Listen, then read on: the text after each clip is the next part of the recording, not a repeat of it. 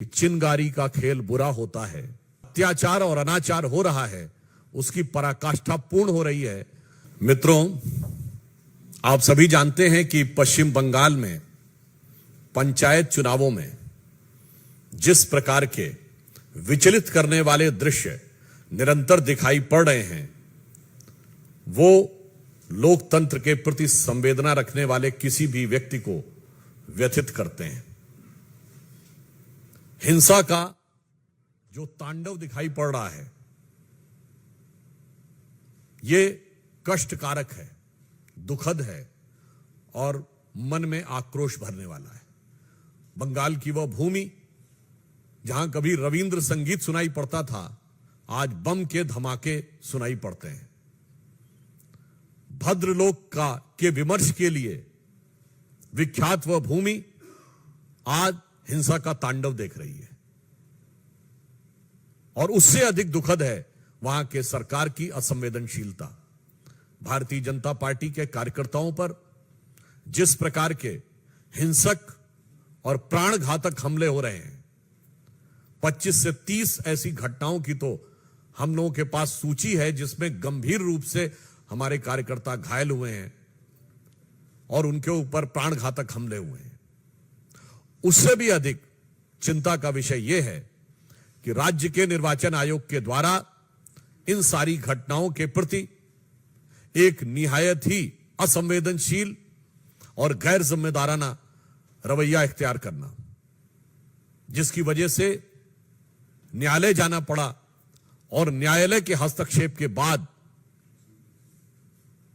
स्थितियों पर नियंत्रण लगाने का प्रयास किया गया। पश्चिम बंगाल की सरकार, पश्चिम बंगाल की पुलिस जिस प्रकार से बर्ताव कर रही है, यह देश के लोकतांत्रिक और चुनावी इतिहास में एक बहुत काला अध्याय है।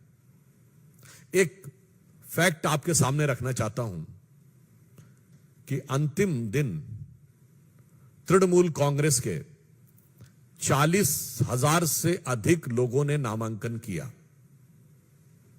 और पश्चिम बंगाल में 341 ब्लॉक हैं।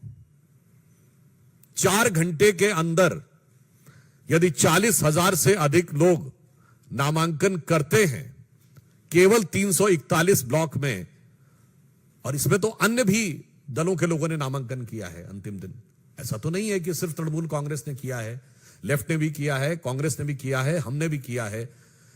यानी औसतन एक व्यक्ति के नामांकन का समय 2 मिनट के आसपास आता है। अब व्यवहारिक दृष्टि से समझा जा सकता है कि सरकार और राज्य की चुनाव आयोग के दिशा निर्देश में काम कर रही चुनावी मशीनरी कितनी ईमानदारी से काम कर रही है। यदि एक नामांकन पत्र को सरसरी नजर से भी देखना हो कि उसके अंदर कोई गलती नहीं है, तो वो 2 मिनट में नहीं देखा जा सकता। 5, 7, 8 मिनट तो आपको देखने में लगते हैं। इसके बावजूद इस गति से हुए नामांकन ये दर्शाते हैं कि सरकार किस प्रकार से व्यवस्था को हाथ में लिए है। और मैं पूछना चाहता हूं, जो लोग कहते थे कि democracy is almost finished in India, so I want to ask them a categorical question that the level of violence which has been witnessed in West Bengal, the democracy is flourishing or it is vanishing? ये लोकतंत्र का उद्भव दिख रहा है या तिरोभाव दिख रहा है? और जिस प्रकार से नामांकन की प्रक्रिया का मैंने उदाहरण बताया, क्या ये लोकतंत्र का उपहास नहीं है?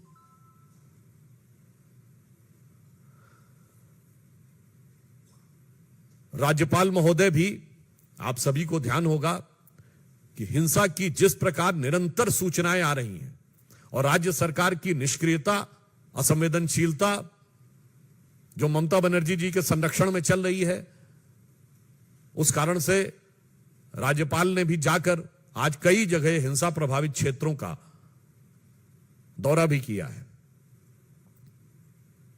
मैं यह भी बताना चाहता हूं कि इस प्रकार के घृणा, हिंसा और प्राण घातक हमलों के दौर में भी भारतीय जनता पार्टी के 50,000 से अधिक कार्यकर्ताओं ने अपना नामांकन किया है।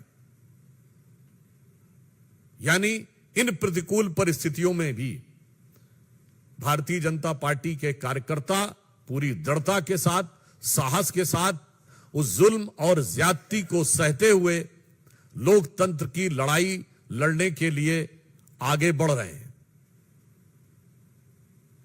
और मैं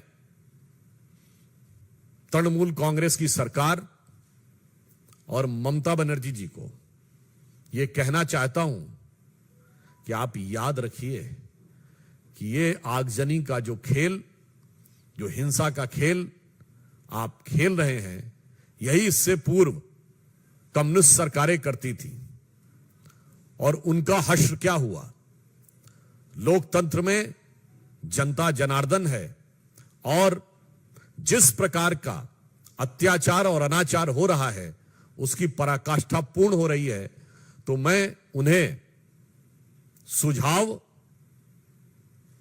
और आगाह करते हुए यह कहना चाहूंगा कि जो अटल जी की कविता की पंक्ति थी कि चिनगारी का खेल बुरा होता है, चिनगारी का खेल बुरा होता है, औरों के घर में आग लगाने का सपना अपने घर में ही अक्सर खरा होता है।